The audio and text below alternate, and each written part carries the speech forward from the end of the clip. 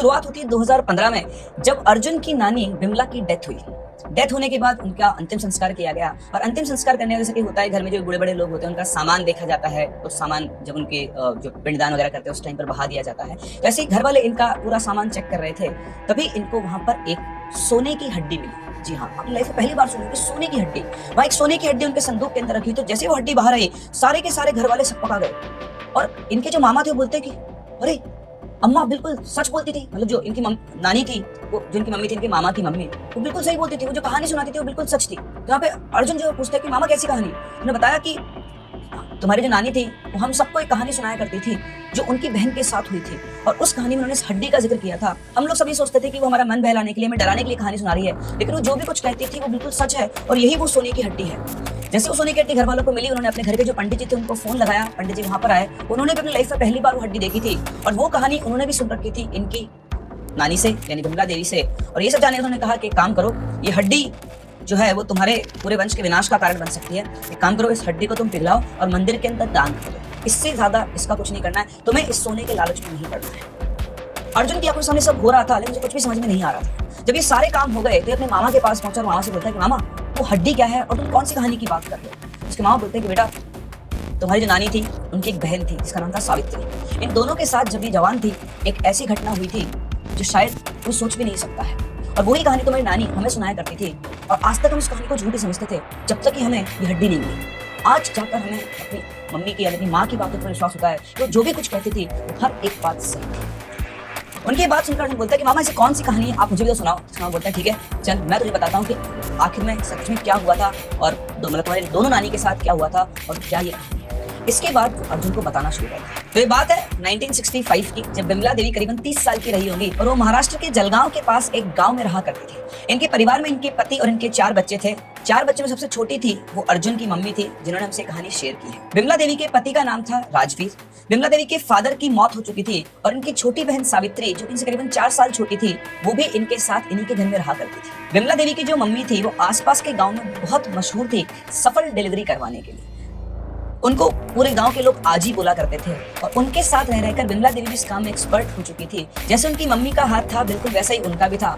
कोई भी केस ऐसा फंसता था जहाँ पर डिलीवरी में कॉम्प्लिकेशंस आ रहे थे बच्चों की डिलीवरी के अंदर, तो उसके लिए उनको कॉन्टैक्ट किया जाता था। और जहाँ भी वो जाती, अकेली नहीं जाती, अपनी बहन सावित्री को साथ में लेकर जाती थी। और धीरे धीरे दोनों ही बहनों ने अपनी माँ की तरह पूरा काम सीख लिया था और उनके अंदर भी वैसी ही स्पेशलिटी आ गई थी जैसी उनकी माँ के अंदर थी। जैसे कि आप सभी जानते हैं उस टाइम पर डॉक्टर्स इतने नहीं हुआ करते थे और ये जो आजी थी बेसिकली, जिनको हम दाई माँ भी बोलते हैं, ये डिलीवरीज करवाया करती थी। तो ये इतनी ज्यादा फेमस हो चुकी थी कि कोई भी केस इन्होंने कोई बिगाड़ा नहीं था। तो करीबन 100 किलोमीटर तक के गांव में भी इन दोनों बहनों को डिलीवरी के लिए जाना होता था। उस टाइम पर ट्रैवल करने के इतने साधन नहीं हुआ करते थे। जनरली बैलगाड़ी या फिर कभी कभी कोई दूसरे इस तरह की गाड़ी वगैरह यूज किया करते थे। जनरल लोगों के पास उस टाइम पर बैलगाड़ी हुआ करती थी और उसी से लोग ट्रैवल किया करते थे। तो बात उस रात की है जब इतनी बहुत तेज बरसात हो रही थी। कई सालों बाद जलगांव के अंदर भी बाढ़ आई थी और उस बाढ़ की वजह से कई गांव पानी के अंदर डूबे हुए थे। ऐसी भारी बारिश के अंदर रात को 1 बजे विमला देवी के घर पे एक दस्तक होती है। उधर से एक औरत क्या होती है, ताई ओ ताई, एक गरोदर स्त्री आहे जिला खूब वेदना होता है। इसका मतलब कि हमारे गांव में एक प्रेग्नेंट औरत है जिसको बहुत ज्यादा तकलीफ हो रही है। वो बार बार आवाज देती ताई ओ ताई, ताई ओ ताई। तो बहुत देर तक लगातार वो नॉक करती रही, आवाज आती रही। इनके जो पति थे राजवीर, वो उठकर गेट खोलते हैं। जब वो गेट खोलते हैं तो उनके सामने एक औरत खड़ी होती है, उसने काली साड़ी पहनी होती है, उसने पूरा आगे तक ऐसे घूंघट किया हुआ होता है। गेट खुलते ही वो बोलती है कि ताई कहाँ पर है। तो राजवीर बोलता है तुम अंदर आओ, बारिश हो रही है। तो बोलती नहीं मैं अंदर नहीं आऊंगी, मेरी बहन को बहुत तकलीफ हो रही है, सिर्फ बिमला ताई उसको बचा सकती है, आप उन्हें फटाफट भेज दो। तो राजवीर वहां से बोलता है बिमला ताई आजरी है, मतलब उनको बुखार है बहुत तेज, तो वो नहीं आ पाएंगी, तुम किसी और को देख लो। तो बोलती नहीं, ये किसी और के बस की बात ही नहीं है, सिर्फ बिमला ताई उनको ठीक कर पाएंगे। माँ और बच्चे दोनों की जान खतरे में है, आप कैसे भी करके बिमला ताई को मेरे साथ भेज दो। और फिर उसके बाद वो औरत खड़ी होकर ताई ताई ताई एक बार बाहर आओ, ताई बहुत बहुत परेशानी है ताई। उसके बार बार वो चिल्ला रही थी। उसकी आवाज से तंग आकर बिमला उठकर आती है और आकर बोलती है तुझे कह तो दिया मैं नहीं आ सकती हूँ, मेरा पूरा शरीर बुखार में तप रहा है और हुआ क्या है तेरी बहन को। वो औरत बोलती है ताई बच्चा अटक गया उसका, बहुत पीड़ा हो रही है उसको, 3-4 घंटे से ज्यादा गुजर चुके हैं, अगर आप नहीं चलोगी तो वो मर जाएंगे। उसको देखकर बिमला बोलती है कि तू इस गांव कितनी लगती है, कहाँ से आई है? वो औरत बोलती है मैं बहुत दूर से आई हूँ और मैं अपने साथ बैलगाड़ी भी लेकर आई हूँ। ताई मेरे साथ चल लो वरना वो मर जाएगी, बहुत अनर्थ हो जाएगा। इतना कहकर वो बहुत तेज तेज रोने लगती है। उसे रोता देख बिमला बोलती है कि तू रो मत, देख अगर मैं आई इतनी बारिश में तो मैं तो भीग के मरी जाऊंगी। मैं तेरे साथ सावित्री को भेज देती हूँ, उसने भी ऐसी बहुत सारी समस्याओं का अच्छे से सुलझान किया है, वो तेरे साथ चली जाएगी, तेरी बहन को बचा लेगी। इसके बाद वो सावित्री को उस काली साड़ी वाली औरत के साथ भेज देती है और साथ साथ अपने पति को भी बोलती है साथ में जाने को, ताकि सावित्री अकेली ना रहे। घर से निकलने के बाद बारिश में वो बिल्कुल अगली रात धुआंधार बारिश हो रही थी। वो लोग घर से थोड़ा दूर चलते हैं तो सामने एक बैलगाड़ी खड़ी हुई थी जो औरत लेकर आई थी। औरत बोलती है ये हमारी बैलगाड़ी है, जल्दी चढ़ो फटाफट यहाँ से चलते हैं। तो वो लोग बैलगाड़ी के पास पहुंचते हैं। सबसे पहले सावित्री उस बैलगाड़ी पर चढ़ती है। बैलगाड़ी के ऊपर ऑब्वियसली कवर लगा हुआ था जिससे बारिश से बचाव हो सकता था। सावित्री के चढ़ने के बाद वो औरत बैलगाड़ी पे चढ़ने लगती है। जैसे बैलगाड़ी पे चढ़ने लगती है राजवीर की नजर उसके पैरों पर पड़ती है। उसके पैर उल्टे थे। उसको देखते ही राजवीर के हाथ पैर कांप जाते हैं। वो समझ चुका था कि ये कोई चुड़ैल या फिर डायन है, लेकिन उसने कुछ भी नहीं बोला। वो सोचता रहा कि अगर अब एकदम से रिएक्ट करेगा उस औरत को पता लग गया तो उन दोनों को नुकसान पहुंचा सकती है। वो बोलता है मैं एक मिनट पेशाब कर लेता हूँ, ये रास्ता फिर लंबा है और बीच रास्ते में रुकना ठीक भी नहीं होगा। इतना कहकर वो एक कोने में जाकर टॉयलेट करने लगता है और साथ ही साथ सोच लगता है कि वो क्या करे। एक मन तो कर रहा था कि वैसे भाग जाए, लेकिन उसने सोचा कि फिर सावित्री मुसीबत में पड़ जाएगी और उसे बहुत अच्छे से पता था कि वो अकेला इस औरत का सामना नहीं कर सकता है। वो सब सोच ही रहा था कि तभी से लगता है उसके पीछे कोई खड़ा है। वो पीछे घूम के देखता पीछे कोई भी नहीं था और वो बैलगाड़ी पर नजर मारता तो बैलगाड़ी के अंदर सावित्री सिर्फ अकेली बैठी हुई थी। वो आसपास देखता तभी सामने से एकदम से औरत उसके सामने खड़ी जाती है और अपना घूंघट, जैसे ही अपना घूंघट उठाती है उस घूंघट में से निकलता है बहुत ही सुंदर चेहरा। ऐसा चेहरा जिसे राजवीर बस देखता ही रहेगा। जैसे राज उसको देखता रहा उसकी नजरें मिली, उसने कहा चलो हमें देर हो रही है। पता नहीं क्यों लेकिन राजवीर सब कुछ भूल जाता है और चुपचाप उस औरत के पीछे पीछे चलने लगता है। जाकर राजवीर चुपचाप बैलगाड़ी पे चढ़ता है और सावित्री के बगल में बैठ जाता है और इसके बाद बैलगाड़ी चलना शुरू होती है। अब इधर बैलगाड़ी चल रही थी और राजवीर जो बैठा बस उस औरत को ही देख रहा था। जैसे उस औरत ने उसको हिप्नोटाइज कर दिया। वो अभी भी घूंघट लगाकर ही बैठी हुई थी। सावित्री ने अभी तक उसका चेहरा नहीं देखा था। सावित्री जो बैलगाड़ी में बैठी हुई थी उसको लग रहा था कि वो बैलगाड़ी में बैठी नहीं, क्योंकि वो बहुत तेज रफ्तार से चल रही थी। और इधर 2-3 बार उसने राजवीर की तरफ देखा तो उसको देखकर भी अजीब सा लग रहा था कि इनको क्या हो गया, बिल्कुल शांत बैठे हुए, कोई बातचीत नहीं कर रहे हैं। अदरवाइज वो सावित्री और दोनों जीजा साली थे, बहुत बातचीत किया करते थे आपस में। तो लगा कि तीसरी औरत बैठी हुई है और रात का समय भी इसलिए बिल्कुल शांत बैठी हुई है। वो बस अपने आसपास होने वाली चीजों को ऑब्जर्व कर रही थी। तभी वो बैलगाड़ी ऐसी जगह से गुजरती है जहाँ पर थोड़ी बहुत रोशनी थी और रोशनी से आप जानते हैं रोशनी दे रही तो पीछे परछाई बनती है। उसकी नजर उस बैलगाड़ी की परछाई पर पड़ी तो बिल्कुल चौंक गई, क्योंकि उस परछाई जब बन रही थी उसमें तो बैलगाड़ी तो थी लेकिन आगे ना तो कोई बैल था और ना ही उस बैल को कोई चलाने वाला था। ऐसा लग रहा था कि ये बैलगाड़ी अपने आप ही चल रही है। ये देखकर वो एकदम से घबरा जाती है और राजवीर तरफ देखती है, लेकिन राजवीर अभी भी वैसे के वैसे बैठा हुआ उस औरत की तरफ ही देख रहा था। ये सब देखकर सावित्री को महसूस होता है कि यहाँ पर कुछ तो गड़बड़ है। वो थोड़ी देर सोचती है, उसके बाद बोलती है कि गाड़ी रोको, मुझे उतरना है, मेरी तबीयत थोड़ी ठीक नहीं लग रही है। ये बोलकर वो राजवीर की तरफ देखती है लेकिन राजवीर के ऊपर कोई फर्क नहीं पड़ रहा था। उसकी बात सुनकर औरत बोलती है बस पहुंच ही गए हैं, थोड़ी देर की और बात है। सावित्री नहीं मानती और बोलती है कि नहीं गाड़ी रोको और सबसे पहले तुम अपना चेहरा खोल के दिखाओ कि तुम कौन हो, मुझे कुछ ठीक नहीं लग रहा है। औरत फिर थोड़े से गुस्से में बोलती है शांति से बैठी रहो, मेरी बहन बहुत तकलीफ में है और तुम्हें उसे ठीक करना ही होगा। जब सावित्री जिद कर लगती है कि जब तक तुम अपना चेहरा नहीं दिखाओगी मैं वहां पर नहीं जाऊंगी। औरत को जवाब नहीं देती और एकदम से बैलगाड़ी और तेज चलने लग जाती है। ये होते ही सावित्री घबरा जाती है और उसकी जीजा को ऐसे बड़े हिलाते होते हैं जीजा कुछ करो, यहाँ पर बहुत बड़ी कोई गड़बड़ है। लेकिन राजवीर के ऊपर कोई फर्क नहीं पड़ रहा था। अब सावित्री इतना ज्यादा डर गई थी कि वो उठकर बैलगाड़ी से कूदने ही वाली थी, तभी उसने उसका हाथ पकड़ा और जैसे उसके हाथ में झुकी एकदम से उसके चेहरे से उसका घूंघट हट गया और जैसे ही घूंघट हटा उसके सामने आया, सावित्री के सामने आया उस औरत का असली चेहरा। वही खूबसूरत चेहरा जो थोड़ी देर पहले राजवीर ने देखा था। उसको देखते बिल्कुल समय रह गया, बोलती कोई इंसान इतना खूबसूरत कैसे हो सकता है, तुम कौन हो, हमें जाने दो, हमने तुम्हारा क्या बिगाड़ा है। औरत बोलती है मुझे पता है तुमने हमारा कुछ नहीं बिगाड़ा है, मेरी बहन बहुत तकलीफ में है, तुम उसे ठीक कर दो, तुम दोनों को कुछ नहीं हो। इतनी ज्यादा डर गई थी कि बस उससे कूदने वाली थी, तभी वो औरत एकदम से चिल्लाती है और चिल्लाते ही वो खूबसूरत चेहरा झुलसे हुए चेहरे में बदल जाता है बहुत ही भयानक। और उस चेहरे के हाथ में थी सावित्री की कदम। उसके बाद बोलती है इसके बाद अगर एक शब्द और निकालना तुझे यही मार दूंगी, डायन हूं मैं और ना सिर्फ तुझे तेरे पूरे परिवार को मार दूंगी, मेरी बहन तकलीफ में है और तुझे उसका इलाज करना होगा। इतना बोलकर सावित्री गर्दन छोड़ती है, वापस अपने पुराने रूप में आ जाती है। सावित्री के हाथ पैर फूल चुके थे और वो अब उसको समझ आता है उसको करना भी क्या है। जिंदा रहने के लिए वो चुपचाप वापस अपनी जगह पर जाकर बैठ जाती है और बैठी बैठी उस जगह पर पहुंचने का इंतजार करती है जहां पर इन दोनों को लेकर जा रही थी। थोड़ी देर में ये लोग अपने डेस्टिनेशन पर पहुंचते हैं और जाकर देखते हैं बिल्कुल सुनसान शमशान सी जगह थी जहां पर वो बैलगाड़ी एकदम से रुक गई थी। इस पूरे सीक्वेंस के दौरान राजवीर जो था वो बेहोश हो गया था गाड़ी के अंदर ही। तो वहां रुककर उससे बोलते हैं कि तुम मेरे साथ चलो, इसकी चिंता मत करो, ये बिल्कुल ठीक है। हाँ, सावित्री बैलगाड़ी से बाहर निकलती है घूमकर बैलगाड़ी तरफ देखती है तो फिर से उसके होश उड़ जाते हैं। वाकई में उस बैलगाड़ी में कोई बैल नहीं था और कोई चलाने वाला नहीं था, वो अपने आप ही चल रही थी। वो आगे देखती है तो उसे एक घर दिखा बना हुआ दिखाई देता है। घर के चारों तरफ जैसे शमशान की राख होती है, वैसे राख फैली थी और ये सब कुछ घिरा हुआ था चारों तरफ से एक जंगल से। ये बहुत ही खुफिया जगह के अंदर वो लोग आ गए हैं। उसे बिल्कुल अंदाजा नहीं था कि कौन सा जंगल है और घर से कितना दूर आ गई है। चलते-चलते लोग घर के अंदर पहुंचते वो देखती है कि एक औरत एक नीचे जमीन पर बिछे हुए बिस्तर के ऊपर लेटी हुई है। उसका पेट बहुत फूला हुआ है और उसका चेहरा उतना ही डरावना और झुलसा हुआ है जो थोड़ी देर पहले इस औरत का था। उसको देखते सावित्री घबरा जाती है, बोलती है कि ये कौन है? तो वो बोलती है कि घबराओ मत, ये मेरी बहन है और तुम्हें इसका इलाज करना होगा। ये बहुत तकलीफ में है और अब और समय बर्बाद मत करो। उसकी बात सुनकर सावित्री थोड़ी हिम्मत लाती है, लेकिन उसका चेहरा बहुत ज्यादा डरावना था। तो ये जो दूसरी औरत थी जिनको लेकर आई थी, वो एक काम करती है, अपनी बहन के चेहरे के ऊपर एक कपड़ा डाल देती है और उसके बाद सावित्री को इशारा करती है अपना काम शुरू करो। सावित्री उसके पास बैठती है और कांपते हुए हाथों से उसके पेट पर हाथ रखती है। पेट पर हाथ रखकर चेक करके वो बोलती है कि बच्चा अटक गया है। तो बोलती है हाँ, इसलिए तुमको यहाँ पर बुलाया है। तो बोलती है कि मुझे थोड़ा तेल ला कर दो और तेल लाकर अपने हाथों पर लगाकर वो उस बच्चे को, अभी उनके अपने तरीके होते रहे, डॉक्टर्स भी कैसे यूज करते हैं, उस बच्चे को सीधा करने की कोशिश करती है और करीबन 25 से 30 मिनट की मशक्कत के बाद बच्चा सीधा होता है। इस पूरे प्रोसेस के दौरान जो लेडी थी उसको बहुत दर्द हो रहा था और बहुत तेज चीख रही थी और उसकी जो चीख थी वो एक नॉर्मल औरत की तरह थी, बहुत ही भयानक उसकी चीख थी, जिसकी वजह से सावित्री देवी के कानों में दर्द हो रहा था। लेकिन वो फिर भी लगी हुई थी क्योंकि उसे अपनी और अपने जियाई दोनों की जान बचानी थी। जैसे तैसे करके उसने उस बच्चे की डिलीवरी करवाई और उस औरत की डिलीवरी करवाई और जैसे औरत की डिलीवरी हुई, सावित्री देवी के हाथ में एक बच्ची, एक ऐसी बच्ची, उन्होंने आज तक कई 100 डिलीवरियां करवाई होगी, लेकिन अपने जीवन में कभी उसने इतनी सुंदर बच्ची नहीं देखी थी। एक लड़की थी जो बॉर्न हुई थी और वो बहुत ज्यादा सुंदर थी। थोड़ी देर तक उस बच्ची के रूप में खो गई थी और बोलती उससे, इतनी सुंदर बच्ची तुमने आज तक नहीं देखी। वो ये भी भूल गई थी कि वो किनके नीचे बैठी हुई है। फिर उस बच्ची को उठा के उस औरत को देती है और जैसे उस औरत को देखकर इधर वो जो प्रेग्नेंट लेडी थी उसके ऊपर ध्यान देती है, उसका भी रूप बदल चुका था। वो भी अपनी बहन की तरह उतनी ही सुंदर हो चुकी थी। उसके मुंह से वो कपड़ा हटाती है और हटाकर बोलती है कि तुमने मेरी बच्ची को बचाया है, मैं तुम्हारी जिंदगी पर आभारी रहूंगी। मांगो, तुम्हें क्या मांगना है? सावित्री बहुत डरी थी, बोलती है कि बस आप तो मुझे और मेरे जीजा को हमारे घर तक पहुंचा दो, हमने आपका काम कर दिया है, हमें आप हमारे घर तक वापस पहुंचा दो। तो जो औरत उसे लेकर आई थी वो उन्हें वापस बैलगाड़ी में बैठाती है और उनके गाँव के सरहद के बाहर, मतलब घर जो से थोड़ा दूर उससे छोड़ देती है।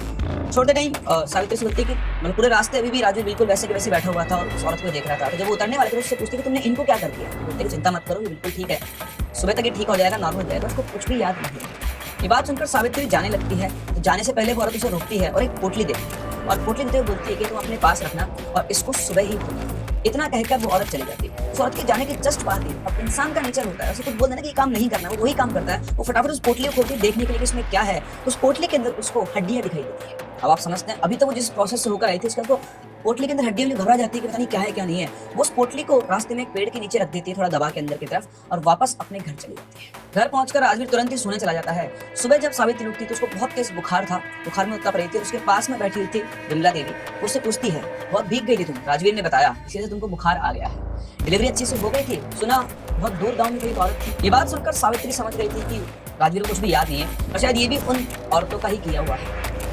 उठ के बोलती है मेरी तबीयत ठीक नहीं है, थोड़ा काढ़ा बना दो। विमला उठकर उसके लिए काढ़ा बनाने जाती है और वो थोड़ी करवट बदलती है। जैसे वो करवट बदलती है वो चुभता है, तो जो चीज चुभती है उसको उठाकर देखती है तो वो एक सोने की हड्डी होती है, वैसे ही जैसे उसने रात को पोटली में देखी। वो समझ गई थी कि वो जो पोटली उसने दी थी वो कोई नॉर्मल हड्डी नहीं थी, वो हड्डियां अब सोने की हड्डियां बन चुकी है। वो समझ गई थी कि उस पोटली में जो हड्डियां थी वो भी अब सोने की हड्डी बदल चुकी है, लेकिन उसे समझ में आता कि वो पोटली उसने वहां छोड़ दी थी, ये हड्डी उसके पास कैसे है। खैर उसने इस बात को राज ही रखा और इस इंसिडेंट के कुछ शायद 1-2 महीने के अंदर अंदर ही इनके घर में हुए 2 बड़े इंसिडेंट। पहला, सावित्री को हुआ पैरालिसिस का अटैक और दूसरा राजवीर का एक हादसे में हुआ अंत, जहां पर जंगली जानवरों ने रात में उस पर हमला करके उसको मार दिया था। इन दोनों चीजों के पीछे था एक बहुत बड़ा राज, लेकिन वो किसी को कुछ बता पाती उससे पहले उसकी पूरी बॉडी पैरालाइज हो गई, उसने बिस्तर पकड़ लिया। करीबन 15-20 सालों तक वो बिस्तर पर ही पड़ी रही, ना कुछ बोल पाती थी ना कुछ बता पाती थी। और तब तक विमला देवी के सभी बच्चे बड़े हो गए थे। एक दिन की बात है, विमला देवी अपनी बहन सावित्री को खाना खिला रही थी, तो खाना खिलाते खिलाते एकदम से बोलती है ताई। उसकी बात सुनकर वो बहुत खुश हो जाती है कि चलो उसकी बहन वापस से ठीक हो गई है। वो खुश होकर घर वालों को बुलाने लगती है, तभी उसका हाथ पकड़ लेती है और मना करती है किसी को बुलाने की जरूरत नहीं है। वो उनको इशारा करती है अपने संदूक की तरफ और संदूक के सबसे नीचे के अंदर रखी हुई चीज निकालने को बोलती है। तो वहां से उन्हें एक पोटली मिलती है, वो पोटली लाकर विमला को बोलती है, उसे बोलती है उसे खोलो, मतलब सावित्री को देने वाली होती है, तो बोलती है खोलो। उसे खोलती है तो विमला को उस पोटली के अंदर सोने की 5 हड्डियां मिलती है। उनको देखकर विमला बोलती है कि अरे सावित्री ये कैसी हड्डियां हैं? तो बोलती है कि ताई मैं आज तुमको एक ऐसा राज बताने जा रही हूँ जो तुम्हें सिर्फ अपने तक रखना है। मैं इस बोझ को लेकर जिंदगी भर कब से जी रही हूँ और अब मैं इस बोझ को उतार कर मुक्त होना चाहती हूँ। सावित्री इसमें थोड़ा छक्का जाती है कि कैसा राज, उसको बताती है कैसे जब उस दिन वो डिलीवरी के लिए गई थी तो वहां पर क्या क्या हुआ था और कैसे उनको औरत वापस छोड़ कर गई थी। उसने बताया कि लेकिन बात यही खत्म नहीं होती है। जब सुबह वो उठी, उसको बुखार था बहुत तेज, तो उसे अपने पास एक हड्डी मिली। इसके बारे में उसने विमला देवी को कुछ नहीं बताया और सीधा अपने जीजा राजवीर के पास पहुंची और उनसे पूछा। राजवीर को कुछ भी याद नहीं था। उसने धीरे धीरे करके राजवीर को सारी बात बताना शुरू की, कैसे हम बैलगाड़ी पे चढ़े थे, कैसे तुम पेशाब करने गए थे, उसके बाद बिल्कुल आकर ऐसे कैसे बैठ गए थे, कैसे वो औरत हमें लेकर गई थी। सारे डॉट्स ने कनेक्ट करवाया, थोड़ा दिमाग पे उसने जोर डाला तो धीरे धीरे उसको कनेक्ट होना शुरू। राजवीर को चीज़ें क्लिक की कि हाँ हम लोग गए थे, औरतें वो बहुत सुंदर थी। फिर उसके बाद उसने बताया सावित्री ने राजवीर को कैसे कैसे क्या क्या हुआ था। वापस उसने एक पोटली दी थी और उस पोटली से उसे सोने की हड्डी मिली। उस सोने की हड्डी को देखकर राजवीर कहते हैं जल्दी चलो वापस उस पेड़ के पास, और भी सोना वहाँ पर होगा। तो दोनों जीजा साली वहाँ पर पहुंचे उस पेड़ के पास। उन्हें वहाँ कोई पोटली नहीं मिली, लेकिन जहाँ उसने पोटली रखी थी वहाँ पर 4 और वैसी की वैसी हड्डियाँ रखी हुई थी। अब ये देखकर राजवीर के मन में लालच आ चुका था। खैर उसने वो चारों हड्डियों के टुकड़े, वैसे हड्डी नहीं बनी हड्डियों के टुकड़े थे, तो वो हड्डियों के टुकड़े उसने सावित्री को दिए और उसने कहा कि इनको संभाल के रखना। उसके 3-4 दिन बाद एक दिन राजवीर सावित्री के पास आया और बोलता है कि सुनो तुम मेरे साथ चलो, एक बाबा है उनसे मिलने चलिए। तो लेकिन हम चल क्यों रहे? बोलते तुम चलो, मैं रास्ते में तुमको सारी बात बताता हूँ। ये दोनों ही बाबा के पास पहुंचे। वहाँ पहुंचने के बाद राजवीर ने बाबा को सारी बात बताई। उसने सावित्री से कहा कि जो भी तुमको पता है वहाँ पर बताओ। पर सावित्री घबरा गई थी और उन दोनों का ऐसा प्लान बना कि मतलब उसने बताया कैसे उसको पोटली दी गई थी वो सोने की बदली। तो यहाँ पर राजवीर के मन में लालच आ चुका था और उसने बाबा को अपना पार्टनर बनाया था। उसने बाबा से कहा कि हम उस डायन को पकड़ लेंगे, और तो बाबा बेसिकली कोई ओझा टाइप आदमी था। उन्होंने कहा कि हम उस डायन को पकड़ लेंगे और उससे बहुत सारा सोना इकट्ठा करेंगे, फिर हम आपस में बांट लेंगे। उनकी बातें सुनकर सावित्री घबरा गई। वो अपने जीजा राजवीर को साइड लेकर बोलती है कि उस औरत ने हमें सही सलामत घर छोड़ तो दिया था और बदले में उसने सोना भी दिया हमें। अब आप ये सब क्यों कर रहे हो? आप लालच में क्यों कर रहे हो? राजवीर बोलता तुम चुप रहो, तुम्हें तुम्हारा सोना मिल गया ना, मुझे तो कुछ नहीं मिला, मैं भी तो तुम्हारे साथ गया था। तो कहती है आपस में सोना लो। तो वो बोलता है कि मुझे इतने सोने से कुछ नहीं चाहिए, ये 2 हड्डी लेके मैं करूँगा क्या? मुझे उससे बहुत सारा सोना चाहिए और तुम चुपचाप बैठे रहो। अगर तुम चाहो तो हमारे साथ रह सकती हो, वरना तुम्हें चलिए। अब सावित्री के मन में डर था कि कहीं राजवीर कुछ गलत ना कर बैठे, इसलिए वो चुपचाप वहाँ हो गई। राजवीर के सामने उसकी एक भी नहीं चली। और इसके बाद राजवीर और बाबा मिल गए आपस में, उन्होंने अपना काम शुरू किया और उन्होंने तंत्र मंत्र करके आखिर उस डायन को वहाँ पर बुला लिया। उसको बुला के वहाँ पर उन्होंने कैद कर लिया। कैद करने के बाद उस बाबा ने उससे कहा कि बता तो ये सोना कहाँ से लाती है और हमको भी बहुत सारा सोना चाहिए, तू ये किस तरीके से तू इन हड्डियों को सोने बदलती है, वही कैसे करती है? राज उसने बाबा को नहीं बताया और उस बाबा ने उसको वहीं पर कैद करके रखा। वो दोनों किसी काम से बाहर गए थे और वहाँ सावित्री थी, और जैसे सावित्री वहाँ थी वो कैद थी। वो डायन बहुत गुस्से में थी। उसने सावित्री को देखा और बोला मैंने तुझे सही सलामत तेरे घर पहुंचाया, तुझे मैंने सोना दिया और तूने मुझे ही कैद करवा दिया। सावित्री वहाँ पर रोने लग गई। उसने बताया कि उसमें इसका कोई हाथ नहीं है, लेकिन उसका जीजा बहुत लालची बन चुका है, वो और ये बाबा मिलकर ये सब कर रहे हैं। उसने तो इनको मना भी किया था, लेकिन वो क्या कर सकती है? उसकी एक भी नहीं चले अपने जीजा क्या कर, वो अकेला तो नहीं छोड़ सकती है। थोड़ी देर के बाद वो दोनों वापस से आते हैं, राजवीर और वो बाबा, और वापस उस डायन को प्रताड़ित करना शुरू करते हैं। और इसी दौरान उनमें से किसी को भी आइडिया नहीं था, सिर्फ सावित्री बात जानती थी कि उसकी दूसरी बहन भी थी जिसकी डिलीवरी हुई थी और वो भी एक डायन थी।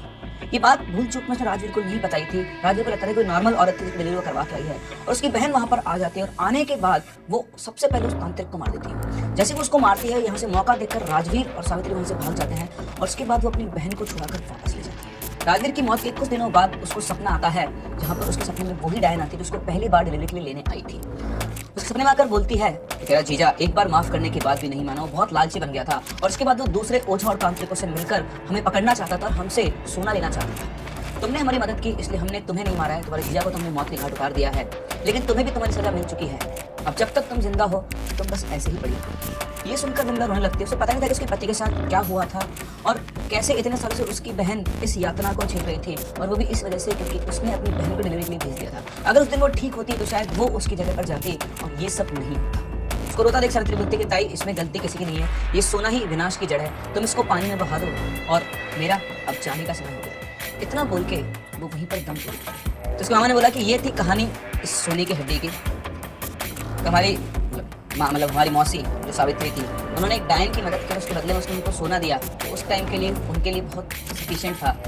लेकिन उनके फादर यानी उनके जीजा के लालच की वजह से ये सब था। और इस तरह से अर्जुन को पता लगी अपनी फैमिली की ये एक छुपी हुई कहानी जो उनकी नानी इनके बच्चों को बताया करती थी। लेकिन जब तक इस घर में वो हड्डी का टुकड़ा नहीं मिला, सोने की हड्डी का टुकड़ा, तब तक उनमें से किसी को भी इस बात पर विश्वास नहीं था। अब जिसको इस चीज़ के बारे में पूरी डिटेल और पता थी, वो दोनों ही मेंबर्स इस फैमिली के यहाँ से जा चुके हैं, लेकिन एक कहानी पीछे छूट गई है जो पीढ़ी दर पीढ़ी ये लोग आगे फॉरवर्ड करते रहेंगे। और इन्हीं लोगों ने ये कहानी शेयर की है मेरे साथ, ताकि मैं आप लोगों को शेयर कर सकूं।